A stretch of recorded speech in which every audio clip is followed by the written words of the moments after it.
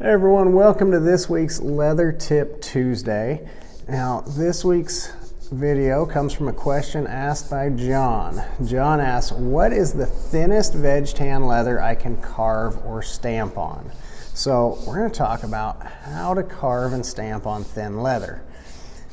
Now, we look at some differences. We're looking at a piece of 8-9 ounce veg tan leather here, and then I got a 3-4 ounce lining leather right here. Same thing, veg tan leather.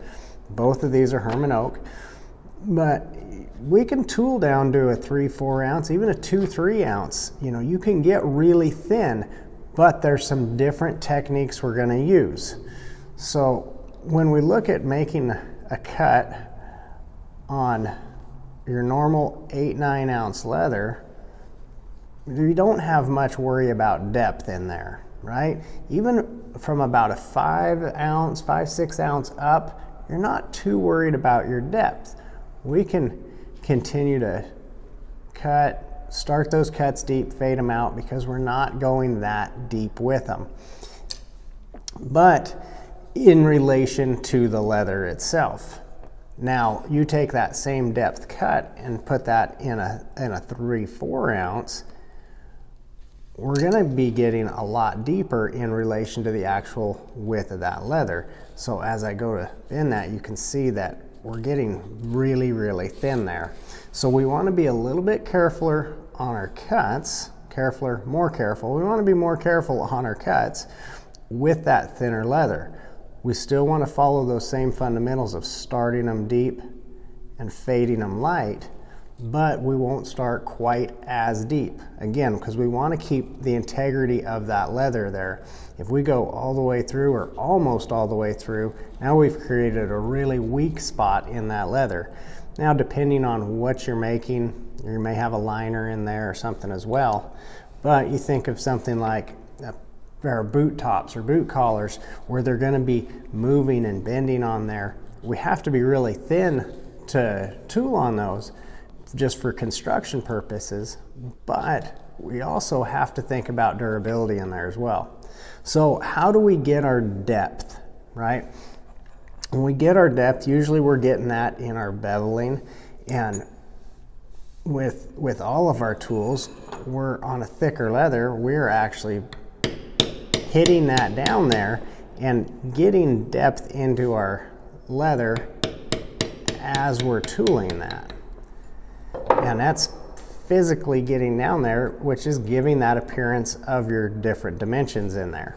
Now, we get onto a thinner leather, we can't hit that as hard. If we go hitting that as hard, we're going to be going through that and into our marble there, which is really bad on your tools, not to mention your project that you're tooling through there. So one thing is going to be tool selection. So we look at bevels. Look at the angle of them, how steep that bevel is. This one here is a XX Steep Berry King bevel. As you can see, that's really steep and sharp.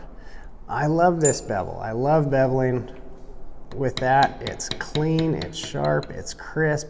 You get a really nice line, lots of depth in there. However, that depth and that being so sharp will go right down through a thinner leather like that. So anytime I'm on thin leather, I try to pick my tools that are a little more shallower. They're not near as steep and sharp.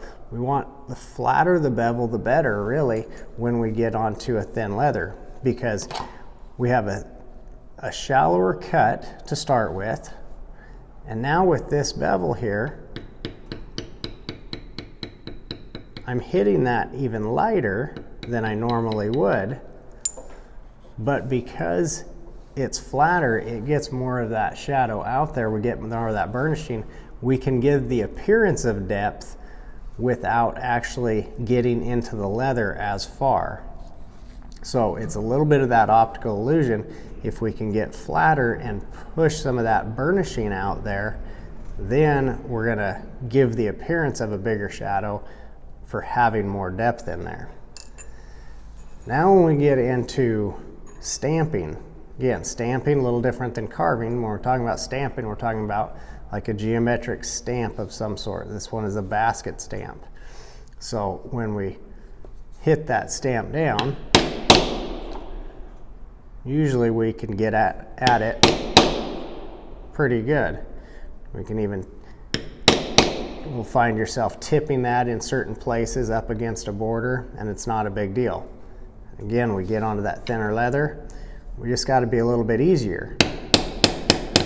We can still stamp it, but we really got to make sure we're not tipping into any of those sharper points on there.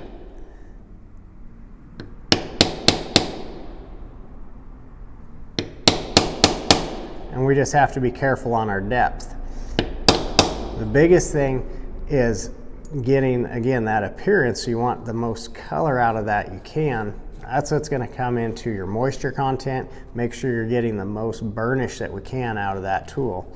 So again, we're not going to be able to get quite the depth as you can on a thicker leather where you can really get after it, but we can still get a nice stamp across there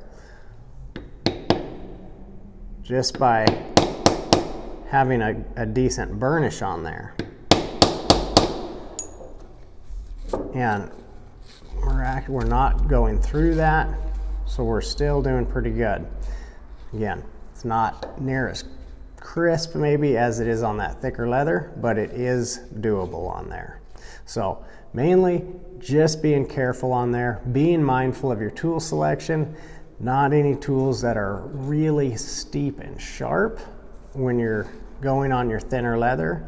The flatter we are, the more we can spread that out and get the appearance of depth without cutting into your leather. Remember, moisture content's big. That thinner leather is going to be drying out faster as well, so you may have to re-wet as you go, but the more we can get that moisture content and get more burnishing in there, the better that's going to look overall.